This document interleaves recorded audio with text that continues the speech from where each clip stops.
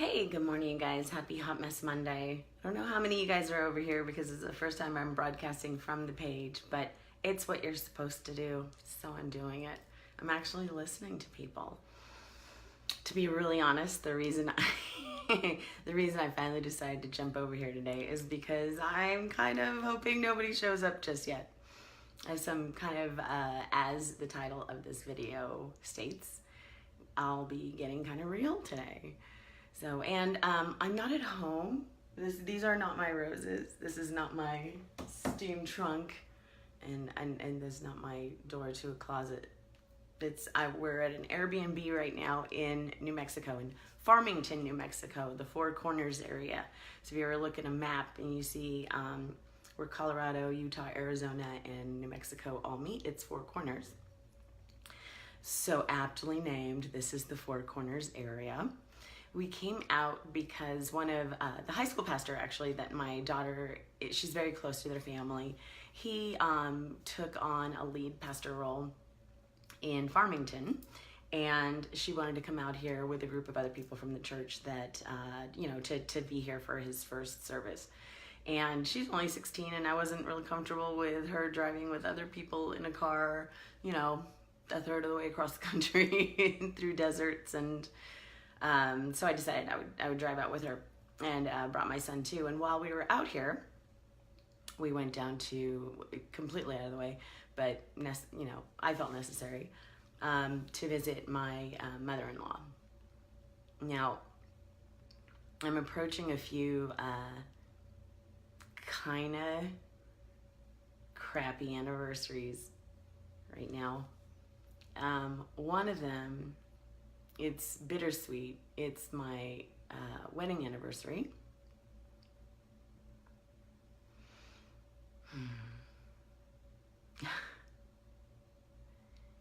It would have been 18 years. Hi, you guys. It would have been 18 years on Saturday. 3 years ago, I decided that we had a great run, and that's exactly what I said. I was like, we had a great run. It's just, there's just too much going on still. And we need to call it. And that's how I said it. We need to call it. 15 years of marriage to anyone can be difficult. 15 years of marriage to an alcoholic who refuses to admit he has a problem is, if you go to any recovery groups, kind of the definition of insanity. When you go to recovery, insanity you hear the insanity is doing the same thing over and over again, expecting a different outcome. I did that for a long time, and then I decided that there's one person in this situation I can control, and that's me.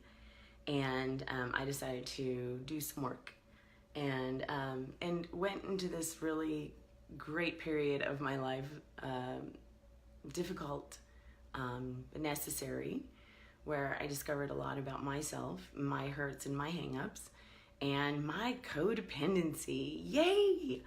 And I read something today that explains it pretty well. This isn't me now. This was definitely me. Here we go. It's the dilemma of an alcoholic marriage. If a man marries a woman because he was attracted by her warm maternal quality, as many alcoholics do, he's likely to be dependent on her. And she attracted him because of her unconscious desire to nurture someone. And she may later bemoan the fact that she has failed in her role, that he's failed in his role as head of household, not aware that it was she who took the reins and did all the managing. And while she was managing him, the kids, the house, the finances, she's awash with self-pity. That one's a hard one to say. because of the big load she's had to carry. Ugh. Those are hard truths to admit. But they are truths. And it took me the better part of our marriage to figure that out. And maybe 8 years ago, I really started working on that. So about 10 years into the marriage, I started working on it. I'll continue, just kind of give you a little, some of you this might be familiar to some of you. That's why I'm reading it. That's why I'm reading on. If he's drinking, her constant protective watchfulness makes it easy for him to sidestep getting help. He has no incentive to get sober. She convinces herself that she's doing her very best for him.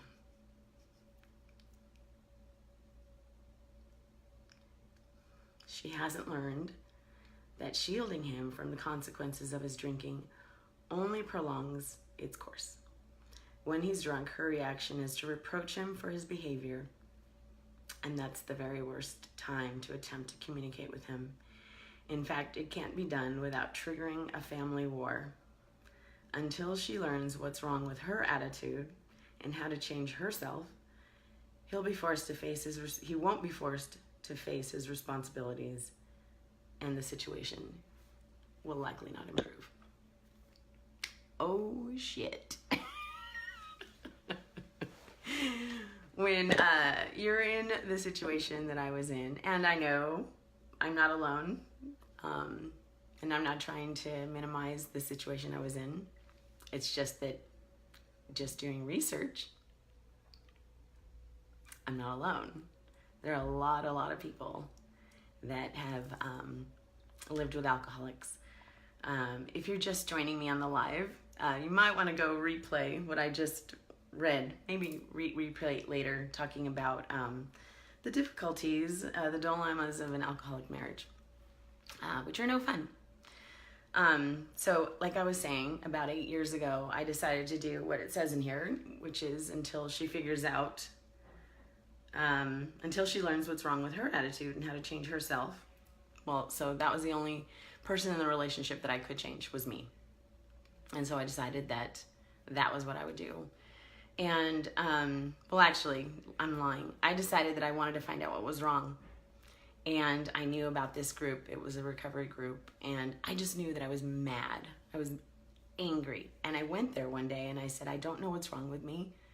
I just know that I'm angry. And I wanted, like so many of you probably do, I wanted to be able to Google something that gave me the name of something so that I could figure out how to fix it.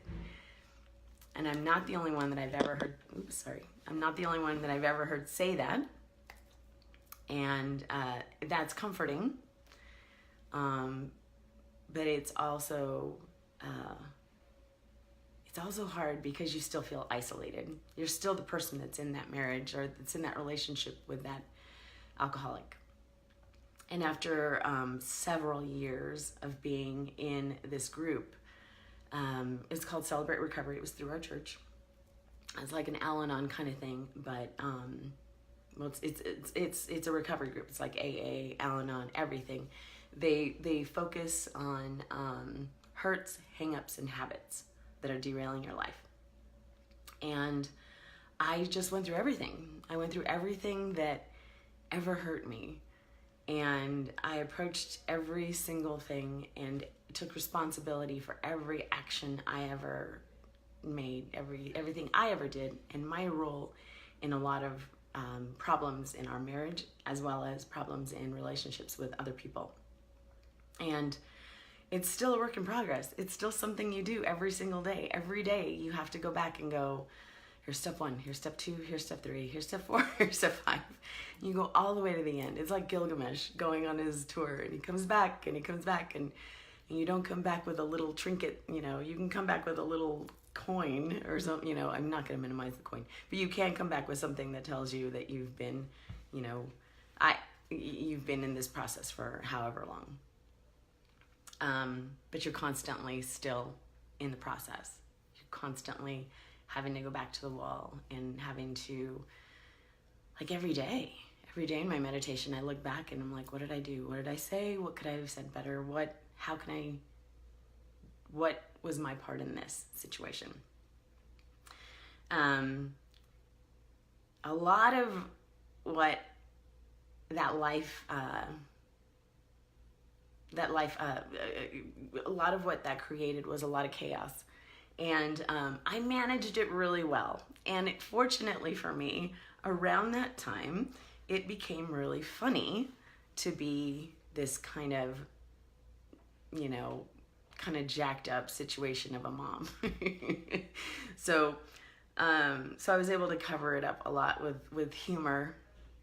And then I just kind of embraced the whole hot mess lifestyle because it just got too difficult to try and be perfect.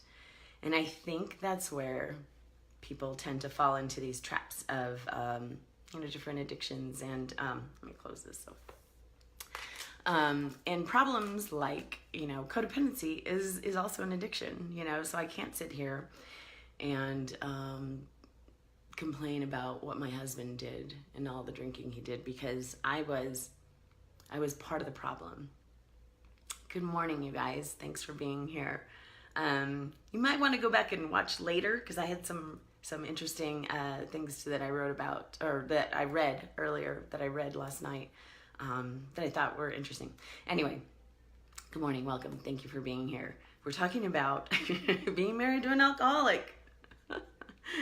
So, like I said, this week is I'm approaching some bittersweet and some heavy anniversaries. July 28th was our wedding. 2001. July 28th, 2000 was our anniversary. Would have been 18 years this year. 3 years ago on our anniversary, I just said, thank you for all the lessons and all the experience. And we need to just go our separate ways and figure everything out for the kids. And then for a few months it worked out, and then he got really angry and he made my life really miserable. And I wrote something back at the time on Live the Sweet Life about why women stay in these relationships. Because everything you fear, I'm going to be really honest. A lot of the stuff that I was worried about came true. Almost everything I worried about came true. So I had every reason to worry. But it wasn't until it all actually came true that I had to deal with it. So I needlessly dealt with it in my head for years and years. And then I actually had to deal with it. So there you go. So I don't know what that means, but I'm just telling you. It all came true. every bad thing I thought would happen happened. And you can read along in the blog if you'd like to see how it went. It didn't go well for 2 years. And then, it actually didn't go well for about a year and a half. About a year and a half after I was able to pull myself out and get into a different place. And that was great. It was getting better. And then around 2 years, we were still in the process of figuring out our whole, divorce and, everything that was going on. And I was trying to just take care of the kids. That was all I wanted. I didn't want anything else. And we should have been done by then. We really should have. We should have been done. We should have had something that we agreed upon. And it was still just in the middle of it all. And I finally just got so frustrated. I just started yelling at him in the middle of this law facilitator's office, which was so embarrassing because this is going to sound horrible. One of the lawyers in the cubicle, they're the same people all the time. He was so handsome. And I kept looking over at him sometimes like, why didn't I marry somebody like him? Why couldn't I have married him? And I lost it in front of him, like, because you're a crazy psycho and he wouldn't have picked you. So there's that. So anyway, okay. So that same summer, I had plans to go to Europe, and I went to Europe, and I finally got to do the thing that I always wanted to do, go to Europe. And I had a great time, and I came back and I was like, okay, let's just finish this. Let's be big big people. Let's be adults. Let's just calmly do this. I had this just, just this sense of calm. And I don't know what transformed in me, but I just had this sense of like, and I went to court, and his lawyer showed up. I'm like, what the hell? We're just supposed to talk and get this done and sign off. And it turned out he was in the hospital and had been for 6 weeks. And yet another thing that I was worried about happened. And it was around this same time. I found out July 31st.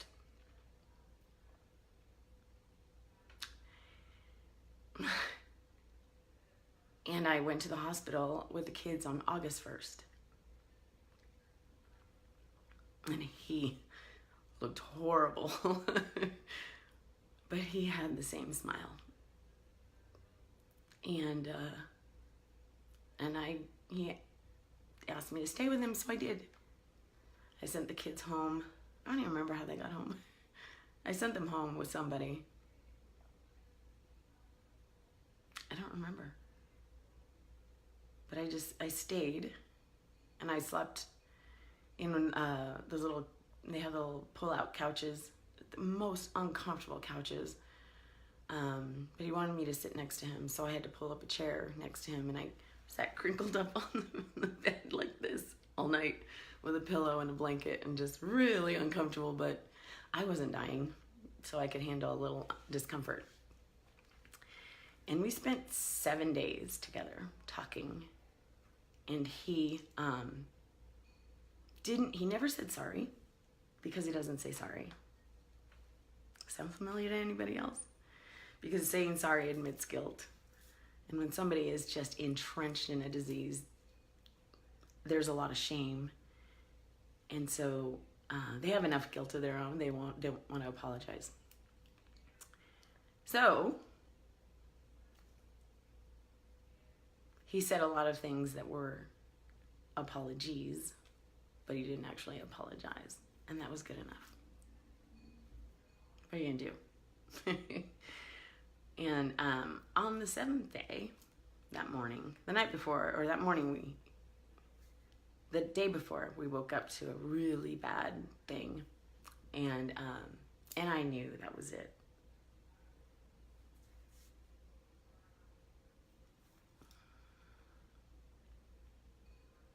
So on the 7th, after all night of he was in so much pain, and the kids had come, and all the kids, even his stepkids, they all came, and we all, said goodbye. And all night long, here's the other thing too, you guys, I didn't mention. During the week when we were together, we both told each other we loved each other. And he kept saying that, I love you, I love you, I love you. And that's the other hard part about being in an alcoholic marriage. You know that person loves you, but they're stuck, and there's nothing you can do. And even after all of that, on that day, on that 7th day, on that morning, and I held his hand, and his family agreed that he should have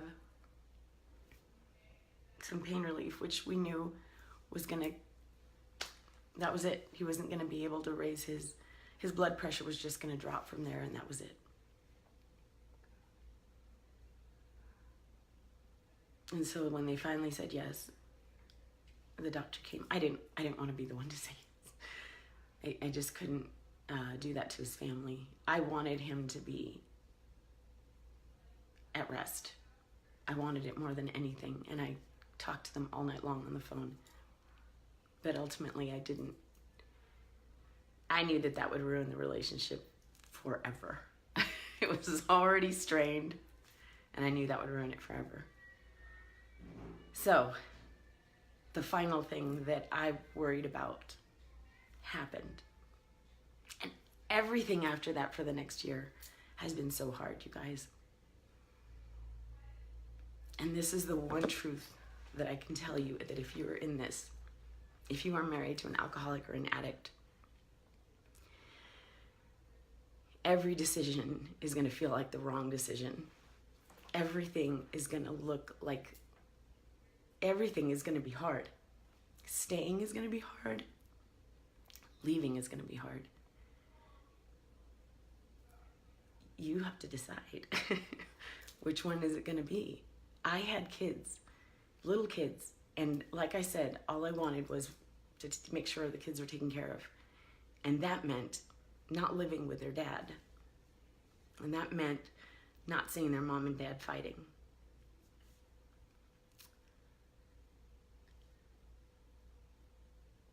And so everything that I was afraid of happened. There was a whole other list of things that I was afraid of that were going to happen too, that were attached to if I stayed. So you're in a shit situation. Being married to an alcoholic is just a shitty situation. It's not pretty. It's never going to be pretty until that alcoholic decides that he has a problem. While we were talking during that week, he told me that he had checked into a sober house. And it just hit me. And I said, wow. And he said, what? And I said, I always wondered what your rock bottom would be. Sometimes it's that, you guys. You sit there and you wait and wait and wait for that rock bottom to happen. And you just think it's the next thing. It's the next thing. And something bad happens and you're like, this is it. This is the rock bottom. And you're crossing your fingers that it's the rock bottom. And then it's not. And then it goes lower. So you have to decide if you want to save yourself and your kids, if there are kids involved.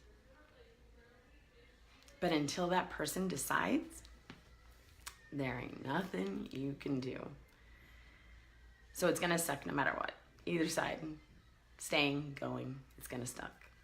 You might as well do what you need to do for yourself, because that's who you get to live with for the rest of your life. Anyway, next week, sorry it was so heavy. Next week, I'm going to talk to you guys about how you get out of it. How, for the last year, I've pulled myself out of just the worst place I've ever been in my entire life. I never ever thought it would be so hard, that I could hurt so much, that there could be so much anguish in my heart as there was this last year. I never ever want to experience that again. But in all likelihood, one might. Somebody else that I love is going to die. That's just life, right? But I am going to tell you how I've gotten through the last 12 months. And even if you're not dealing with something so huge and so hard, you're dealing with something. Everybody is, because we're alive and we're humans. And that is a problem. The human condition is, it is difficult. But we get through it with our friends and our people that are close to us, people that reach out and take us out for coffee when we don't think we can get through another day. So next week, it's going to be where I'm going to talk about grief to gratitude. And I'm going to have a really, really cool challenge for all of us. And I don't really like the word challenge. It sounds too dominate speak. I'll come up with some other word. Maybe you guys can help me with that. Help me with a word that's better than challenge. Opportunity sounds too salesy. I don't know. Anyway, thanks you guys. Thanks for listening to my story. Again, if you're in the situation, go to a group. Find an Al-Anon. Find a Celebrate Recovery. But work on yourself. And take care of yourself.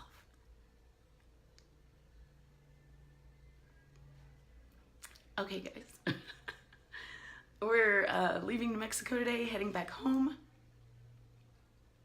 And I'll be down at the beach taking some beautiful pictures of the water again once we get through the desert, which I love the desert, so it's been great being here. But anyway, thanks for being here today with me, and peace. See you guys next week.